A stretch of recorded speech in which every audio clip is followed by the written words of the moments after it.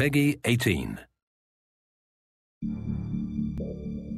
Homefront is a first-person shooter. It's set in the year 2027. One of the main hooks of Homefront is its premise. It's an Occupation USA setting. Homefront's an opportunity for us to tell a story that's near and dear to our hearts in an environment that's very familiar but been warped beyond recognition. It's a story of really survival and adaptation. What it feels like to be part of a resistance fighting for your country, to give the last full measure for something that you really believe in. In a lot of other games, you blow into a place, a slum or something like that, and you kill 100 people, and at the end of the level, you jump into a helicopter and fly away. At the end of our levels, there's no helicopter. You have to stay and live with the things that you did. Bringing 2027 to life in kind of a suburban and rural setting all comes down to picking the things that everybody's extremely familiar with. The buckets are now water collectors. The children's toys are still there, but they might just be repurposed for something else. This is a survivalist nation now. Now it's about being a member of a resistance cell in occupied America and doing what it takes to liberate your country from this alien oppressor. The idea for Homefront actually came from a few different angles, really. One of them was Red Dawn. I watched that, and that was very inspirational. John Milius is like a great American film creator. Apocalypse Now, Red Dawn, and Conan. He's just the type of guy that has this natural creative ability. He just knows when something's good. And he really brings 30 years of storytelling experience to us.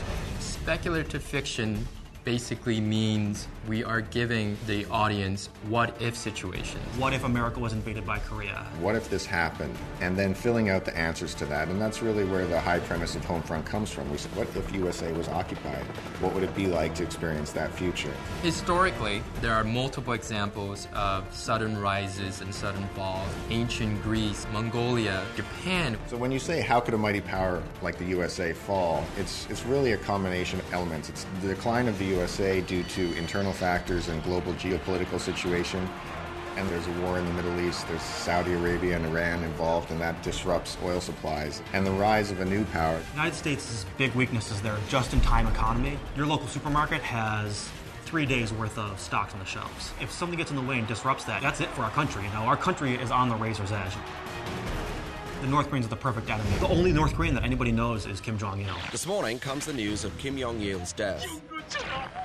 North Koreans greet their new supreme leader, Kim Jong-un. The North Koreans actually have the world's fourth largest standing army, which a lot of people don't know about. Now, what happens in the storyline is that we have North Korea being unified with South Korea to form one country where it has the economic power and modern military equipment. And within the storyline, we also have North Korea being in conflict with Japan.